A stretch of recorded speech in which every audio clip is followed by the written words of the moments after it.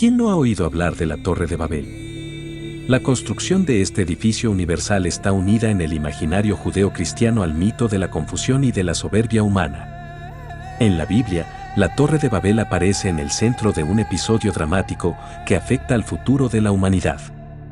Dios castiga a los hombres por haber cometido una falta cuya naturaleza se ignora. Todo el mundo tenía un mismo lenguaje e idénticas palabras. Al desplazarse la humanidad desde Oriente, hallaron una vega en el país de Senaar y allí se establecieron. Entonces se dijeron el uno al otro: vamos a fabricar ladrillos y a cocerlos al fuego. Así el ladrillo les servía de piedra y el betún de argamasa. Después dijeron: vamos a edificarnos una ciudad y una torre con la cúspide en el cielo, y hagámonos famosos, por si nos desperdigamos por la faz de la tierra. Bajó Dios a ver la ciudad y la torre que estaban edificando los humanos, y pensó Dios: todos son un solo pueblo con un mismo lenguaje, y este es el comienzo de su obra. Ahora nada de cuanto se propongan será imposible. Bajemos pues, y, una vez allí, confundamos su lenguaje, de modo que no se entiendan entre sí. Y desde aquel punto los desperdigó Dios por toda la faz de la tierra, y dejaron de edificar la ciudad. Por eso se la llamó Babel, porque allí embrolló Dios el lenguaje de todo el mundo, y desde allí los desperdigó Dios por toda la faz de la tierra. La literatura rabínica ofrece muchos relatos diferentes sobre las causas para la edificación de la Torre de Babel y de las intenciones de sus constructores. Según el Midrash, los constructores de la torre, llamados en las fuentes judías como la generación de la sucesión, dijeron: Dios no tiene derecho a elegir el mundo superior para sí mismo y dejar el mundo inferior para nosotros, por lo que vamos a construir nosotros una torre, con un Dios en la parte superior sujetando una espada, de modo que pueda reflejar nuestra intención de hacerle la guerra a Dios. La construcción de la torre estaba destinada no solamente a desafiar a Dios, sino también a Abraham, quien exhortaba a los constructores a volverse a la reverencia. El pasaje menciona que los constructores proferían duras palabras contra Dios, que no se citan en la Biblia.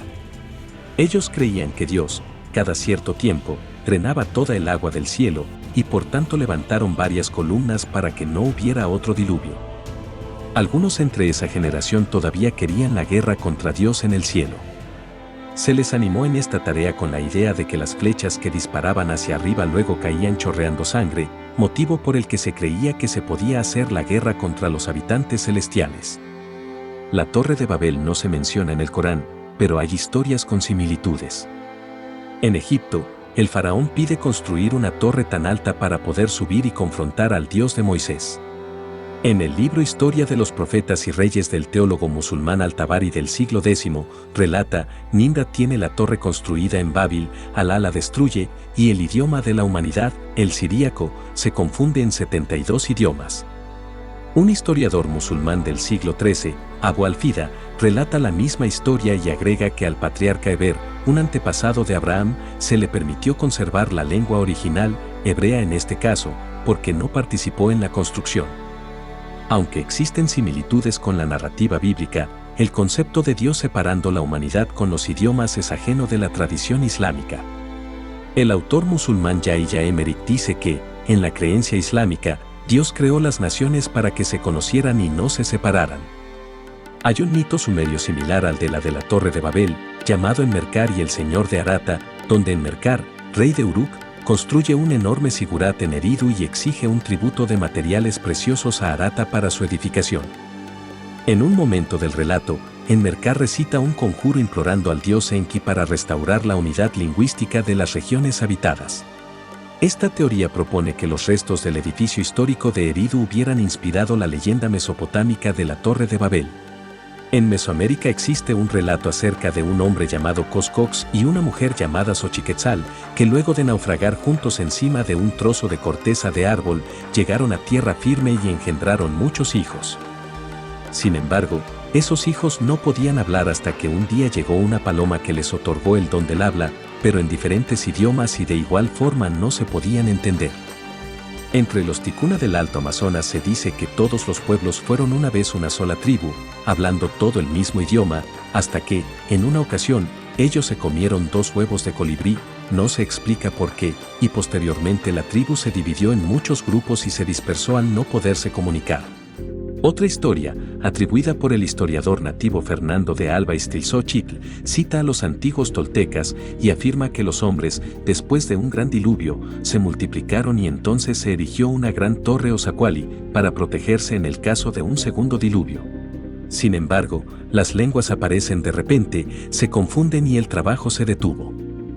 En la antigua Grecia había un mito cuyo relato decía que durante siglos los hombres habían vivido sin ley bajo el imperio de Zeus y que todos podían hablar un mismo idioma dotado por el dios y la diosa de la ingenuidad, Pilarios y Pilarion. Sin embargo, en una ocasión, el dios Hermes llevó la diversidad en el habla y con ella la separación de las naciones, trayendo consigo la discordia. Zeus entonces renunció a su cargo y cedió su trono al primer rey humano, Foroneo. En Guasania, un pueblo bantú de África Oriental, tienen una historia acerca del principio de los pueblos de la tierra. Se cuenta que existía un solo idioma, pero que durante una severa hambruna la locura hirió al pueblo, haciendo que la gente vagase hacia todas direcciones, farfullando palabras extrañas y dando forma a los diferentes idiomas.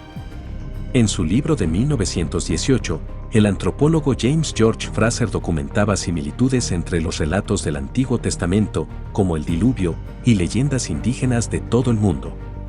Identificó entonces una historia que se cuenta en la mitología del pueblo Lozi, en donde los hombres malvados construyeron una gran torre de antenas para perseguir al dios creador, Ñambe, que había huido al cielo en una telaraña. Los hombres entonces se pierden cuando colapsaron mástiles de la torre y todos volaron. Fraser también cita las leyendas encontradas entre la gente de la región del Congo, así como de Tanzania, donde los hombres levantaban grandes torres o subían enormes árboles en un fallido intento de llegar a la luna. En la actualidad, no hay duda sobre la identificación entre la Babel bíblica y la ciudad mesopotámica de Babilonia. En los textos cuneiformes, la ciudad recibía el nombre acadio de Babilu o puerta divina de los dioses. Desde los inicios de la Edad Media, el hombre ha intentado reproducir, siempre con grandes dosis de imaginación, cuál debía ser la imagen de este monumento universal. Su aspecto fue evolucionando al mismo ritmo que lo hacían los estilos arquitectónicos y artísticos.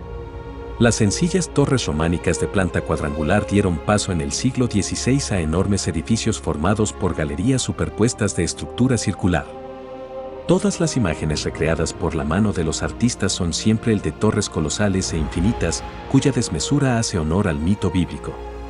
Es indudable que la Torre de Babel es el edificio más representado de la historia de la arquitectura.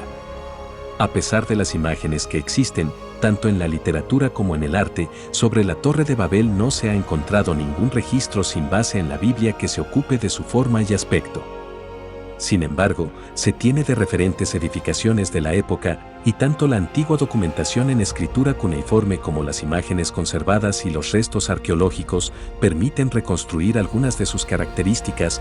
Por ejemplo, el templo de Etemenanki era un monumento con una base de planta cuadrada o rectangular, construido en forma de alta terraza, escalonado en varios niveles de los cuales se erigía una capilla o un templo. El núcleo se construía con adobes secados al sol, revestido con una gruesa capa de ladrillos cocidos en hornos. El templo en la cima, al que se accedía a través de escaleras situadas de forma perpendicular a la fachada o adosadas a esta, era de ladrillos esmaltados. Una de las reseñas antiguas que habla sobre la edificación del Etemenanki es el relato de Heródoto, cuando pasó por Babilonia en el siglo V a.C. Heródoto describía la fachada de la torre con una altura de aproximadamente 90 metros, el edificio en forma escalonada de 7 pisos y hecho de muros con resaltos, sin duda verticales.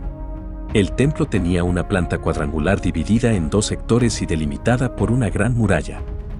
La subida a cada una de las torres se hacía por fuera siguiendo una escalera en espiral hasta llegar al final. El último piso tenía instalaciones para el culto, adornadas con ladrillos esmaltados azules, imitando el color del cielo. También señala que aquel santuario azul de la cima estaba dedicado al dios Marduk y hace referencia a la celebración anual de renovación del reinado como fruto del contacto entre Marduk y el rey. El Etemenanki también fue descrito en una tablilla cuneiforme llamada del Esagil, escrita en el 229 a.C. en la ciudad de Uruk. Este escrito dejaba constancia del estado de la torre y describía las medidas solamente del primer piso, que llegaban a los 90 metros de longitud y de anchura, mientras que de alto medía unos 33 metros. Se hace mención de que la Torre de Babel fue constituida con 7 pisos en total, de medidas cada vez más pequeñas. En la actualidad se ha identificado una estructura de adobe de similares características que fue confirmada por excavaciones dirigidas por Robert Goldewey en 1913. Se descubrieron largas escaleras en el sur del edificio, donde un triple pasillo se conectaba en la cima con el templo superior de Marduk. Un pasillo más largo, al este, conectaba el Etemenanki con el camino sagrado procesional. Es indudable que la Torre de Babel es el edificio más representado de la historia de la arquitectura. En la actualidad, el hombre sigue reflexionando sobre el mito de Babel y su torre, una arquitectura imposible e inaccesible que representa un desafío para la naturaleza. Es indudable que la Torre de Babel es el edificio más representado de la historia de la arquitectura. En la actualidad, el hombre sigue reflexionando sobre el mito de Babel y su torre, una arquitectura imposible e inaccesible que representa un desafío para la naturaleza. Prueba de ello son los modernos rascacielos construidos en Estados Unidos a partir de la segunda mitad del siglo XIX y comienzos del XX, o el Burj Khalifa de Dubái, así llamado por su mecenas, el emir de Abu Dhabi. En 2010 este rascacielos ha pulverizado todos los récords con sus 828 metros de altura. La trágica ficción de Babel continúa siendo un tema recurrente en las reflexiones de artistas y arquitectos de nuestro tiempo, en el que la ciudad ha perdido la dimensión humana. El mito de Babel sigue fascinando al hombre en un mundo marcado por el caos, la desmesura, la intolerancia y el conflicto.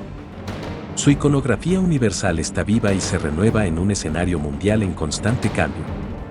Pero detrás del mito babélico había una realidad histórica, actualmente transformada en una realidad arqueológica. Lo que hoy conocemos de forma universal como la Torre de Babel era conocida por los babilonios como Etemenanki, la casa que es el fundamento del cielo y de la tierra. Era el Sigurat de Babilonia. En la actualidad, este Sigurat es un monumento en ruina, destruido y saqueado. No queda más que su negativo impreso en el suelo del yacimiento. Este estado de conservación tan precario ha alimentado desde su descubrimiento, por la arqueología alemana en 1913, un debate entre los especialistas de Mesopotamia sobre cuál debía ser su aspecto original.